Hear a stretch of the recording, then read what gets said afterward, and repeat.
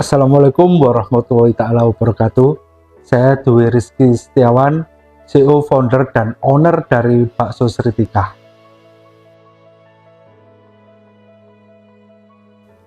Kita itu dulu sebelum semua enak kayak gini itu kita awal-awal itu jualin bakso orang. Jadi kita di kabupaten itu ada satu bakso yang menurut kita itu enak, murah. Lah, kita kepikiran untuk membawa bakso ini ke kota karena enak dan murah. Dan pas waktu itu kita di kawasan kos, anak kos dengan harga murah mungkin oke, tapi ternyata setelah jalan beberapa bulan ternyata ini gak survive lah. Terus kita itu sebelum punya produk yang frozen kayak sekarang yang kita jual itu, kita juga dulu itu bikin ini adonan bakso. Jadi itu lumayan rame dulu dan gak mulus juga, gak langsung rame, pelan rame. Setelah merasakan rame turun juga akhirnya, dan akhirnya kita kepikiran bikin produk yang kayak saat ini itu. Jadi bakso Malang yang dikemas dalam satu kemasan frozen itu. Jadi ada lengkap ya, ada bakso, tahu, somai, goreng, dan juga mie kayak gitu.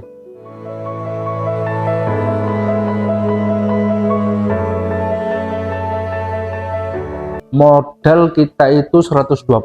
Jadi ini ngomongnya setelah kita lepas dari jualin bakso orang, kita mulai adonan, dan adonan itu kita mulai di modal 120.000. Itu pun juga kita nggak langsung laku. Dulu juga kemasan kita ya ala kadarnya, bukan ala kadarnya, wis kresek ya, kresek dari pasar ya, kresek hitam itu kita langsung kemasin, itu kita jual langsung. Terus sempat inovasi di plastik, terus kita kasih stiker nama usaha kita pas waktu itu Restu Ibu. Terus apa namanya, sempat laku, rame juga, dan nggak mulus. Akhirnya sepi, kita kepikiran lah buat yang frozen kayak saat ini, yang lengkap udah ada bakso, tahu, somai, goreng, dan juga mie kayak yang kemasan saat ini itu.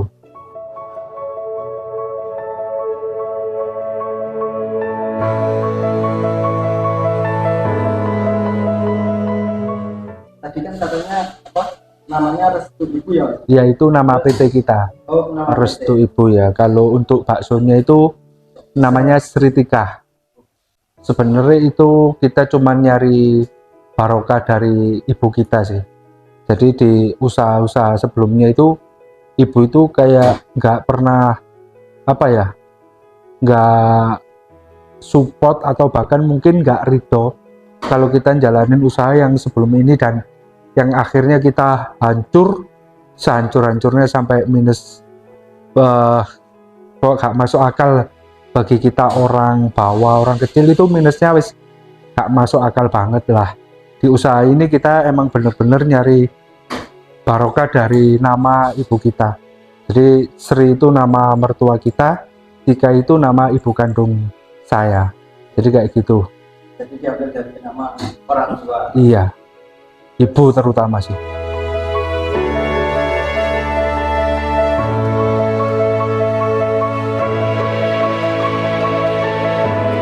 Kita sekarang ini berapa banyak Mas untuk bakso Sritika yang proses?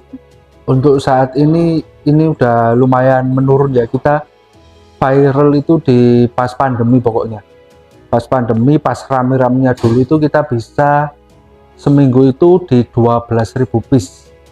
Itu pas viral dulu, rame-ramenya dulu. Tapi untuk saat ini udah turun, meskipun dikit tetaplah disyukuri, karena ya emang pasar kita masih di Hongkong, belum bisa garap pasar Indonesia yang harusnya itu menurut kita potensi banget, tapi malah produk kita itu lakunya di Hongkong ya. Teman-teman PMI kita yang ngambil produk kita untuk dipasarkan di sana. Terima kasih untuk PMI kita yang ada di Hongkong yang udah percaya pada bakso Seritika untuk menjualkannya di sana. Bahkan kita rupane Hongkong koyo apa nggak ngerti, malah bakso kita yang udah seliweran di sana. Malah produk baksonya udah bisa sampai ke Iya, luar alhamdulillah negeri, banget. Sementara masih di Hongkong yang kita bisa kirim, karena untuk negara lainnya itu sebenarnya banyak permintaan, tapi kendala juga di pengiriman karena produk kita kembali lagi frozen itu tadi. bisa masuk di Hongkong awal mulanya itu gimana?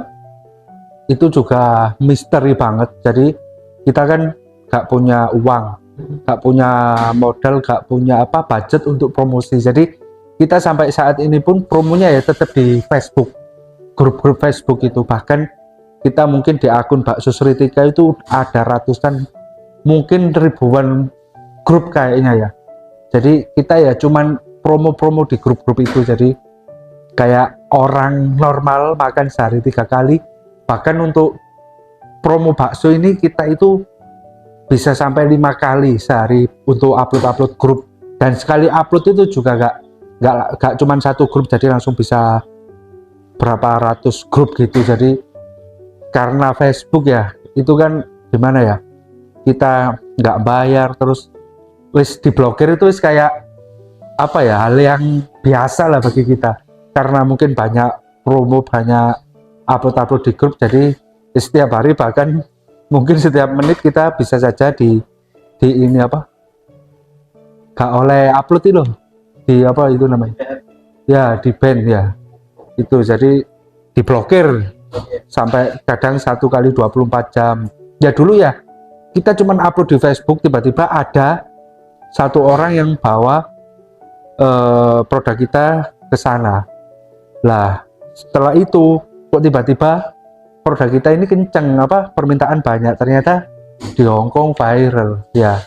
Alhamdulillah, itu kayak sebuah misteri. Dan itu kita rasakan setelah kita itu hijrah riba pas itu bukan langsung kita stop gitu, enggak. Jadi ikrar untuk tidak membuka akad riba lagi. Jadi ya ada yang mengatakan hijrah riba itu kayak ini, kambing masuk ke rumah terus dia buang kotoran di dalam rumah. Jadi stepnya itu kita keluarin dulu kambingnya, kita bersihin dulu kotorannya, baru pintu rumah kita tutup. Jadi kayak gitu. Jadi tanggungan yang kita punya ya tetap kita selesaikan, tapi kita udah niat banget untuk tidak membuka akad riba lagi. Mungkin bahkan kalau kita bisa nggak utang lah dalam bentuk apapun itu, meskipun ada bunganya atau nggak ada. Jadi selama kita mampu, selama kita bisa, ya kita berdiri di kaki kita sendiri. Karena yang awal-awal dulu kan jelongup, telosor sampai min segitu banyak itu ya sedikit banyak, ya bukan sedikit banyak, ya emang 1000% kita disokong oleh riba. Jadi kayak gak masuk akal. Yang kata matematika ini cicilan yang cuman seujung kuku yang hitam, tapi kata Gusti Allah nggak kayak gitu. Ternyata kita hancur, dilululantakkan, bangkrut. Ada aset sih mungkin masih oke, kita masih bisa jual aset, kita buat nyaur utang. Ini udah bangkrut, jelungup, aset nggak ada. Jadi sampai kayak gitu. Berapa itu Mas? Itu kita di 1,8. 1,8? Iya, di tahun 2000 itu. M ya?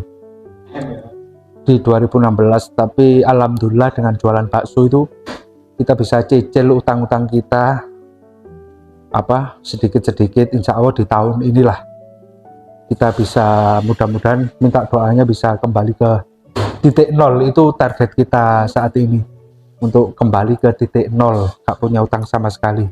Bismillah.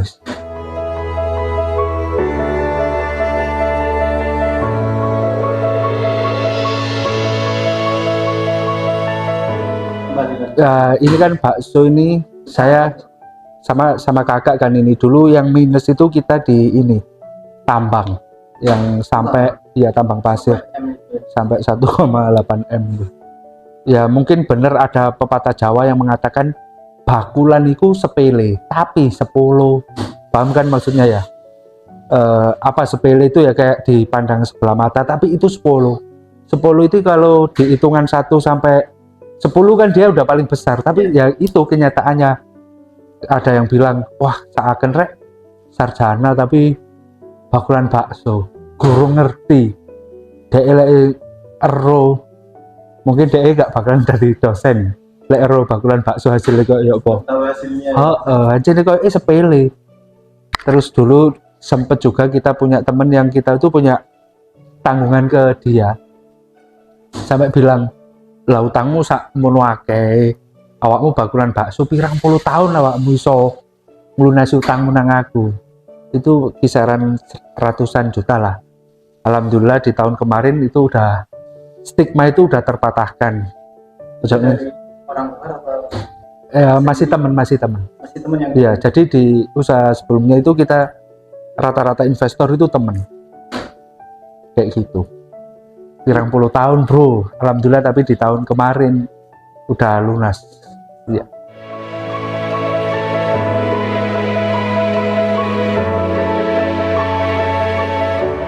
Kita berawal adonan itu 2016 untuk bakso Sritikanya yang frozen itu pas pandemi itu 2020 apa 2021 2020 pokoknya pas pandemi awal-awal itu kita malah kayak kebagian ini apa tertimpa rezeki loh. Mungkin karena pas itu kan orang takut untuk keluar rumah, jadi banyak orang yang ini belanja itu online kan lah. Frozen itu salah satu yang mungkin jualnya online, pas itu naik banget. Iya. Jadi dulu apa awalnya kan dari jualan pulaan punya orang. Iya, ngejualin punya orang. Sampai sekarang punya tempat iya. Dan resep itu dari sendiri.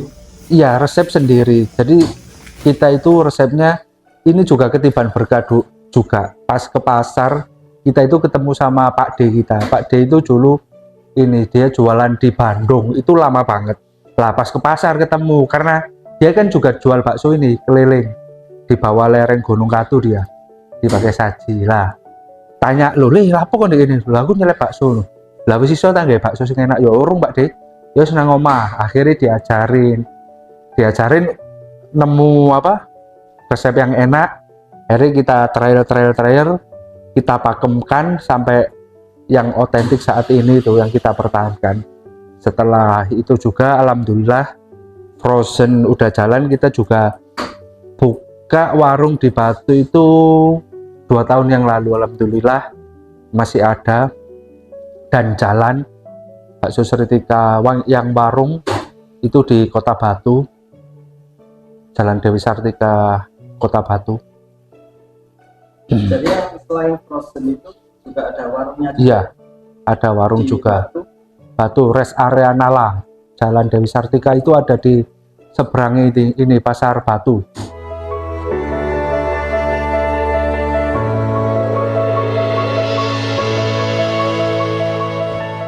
Harapan ke depan untuk bakso Sritika ini apa Mas? Kalau harapan mungkin seperti yang kita sampaikan di awal tadi itu, kita belum bisa nggarap pasar lokal. Ya mungkin itu. Jadi impian kita itu produk Sritika ini, bakso Sritika ada di katakanlah semua retail di Indonesia gitulah. Karena kita merasa pangsa pasar terbesar itu ya Indonesia sebenarnya, tapi kita masih kesulitan untuk nembus pasar itu. Bahkan malah produk kita itu bisa 100% dikatakan lakunya di luar negeri malah kayak gitu. Ya pengennya sih garap pasar lokal lah. Bismillah, nggak tahu gimana jalannya bisa apa bakso Sritika itu ada di semua retail di Indonesia gitu. Itu sih harapan terbesar kita. Biar apa ya? Mungkin kalau di Malang sendiri sih kurang ini ya. Mungkin kurang dihargai karena mungkin dari segi price kita di Malang itu bakso dorong mungkin 5.000 itu udah dapat bakso yang lumayan porsinya. Mungkin peluangnya kita itu ada di kayak luar Malang lah. Asalnya dari luar Malang. Iya, bukan tidak mungkin di Malang pun kalau kita jalannya udah nemu, bukan tidak mungkin kita juga bisa di situ juga sih. Nggak tahu kan, ini misteri, yang penting kita apa ya, nggak berhenti berjuang lah kayak gitu.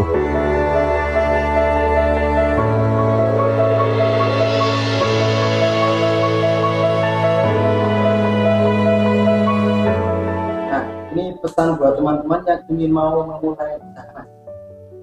Apa ya, pokoknya menurutku cobaan maju terus, ojo sampai mandek, gagal cobaan mana masih iku wangel, cobaan insya Allah suatu saat nemu dalane. Lek sing tak rasakno ngono. Terus yang kita rasakan itu bisa seperti ini mungkin karena berkah kita itu ninggalin riba. Pas kita ikrar, kita gak akan buka akad lagi, gak akan buka akad riba lagi, itu kayak pesenan, kayak orderan, itu kayak rezeki itu kayak nyamperin gitu loh. Jadi kayak min haitsu la yahtasib, kayak apa ya, datang itu tidak dari arah yang tidak kita sangka-sangka gitu. Jadi kayak ono ae orderan, itu kita rasakan pas kita hijrah dari riba kayak gitu sih. Bismillah, pokoknya wis maju terus, ojo sampai mandek, itu sih kayak pesanku. Terima kasih teman-teman. Oke, mungkin itu pengalaman atau apa ya, jalan kehidupan yang bisa saya share, mungkin bisa jadi pembelajaran atau bisa diambil hikmahnya dari itu semua ya. Sekian, terima kasih. Saya Dwi Rizky Setiawan. Assalamualaikum warahmatullahi taala wabarakatuh. Aduh,